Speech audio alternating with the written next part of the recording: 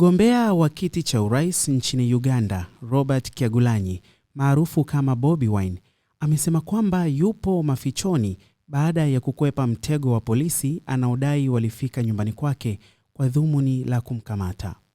Awali, kulikuwa na wasiwasi mkubwa nchini humo kuhusu usalama wake, kwani taarifa zilizofikia vyombo vya habari ni kwamba alikuwa ametekwa na watu wanaodaiwa kuwa maafisa wa polisi walioingia kwa nguvu nyumbani kwake na kumwondoa kwa helikopta.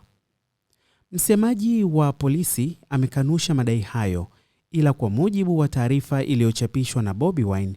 mke na watoto wake wamezuiliwa nyumbani kwake na vyombo vya usalama, akisisitiza kuwa kutokukubaliana na matokeo yanayoendelea kutangazwa na mwenyekiti wa tume ya uchaguzi wa nchini Uganda.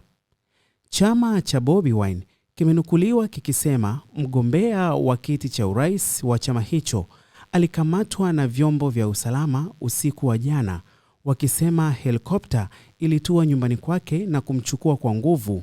ila hii leo Bobi Wine amethibitisha kuwa yupo salama, lakini hatofichua mahali alipo ili kulinda usalama wake.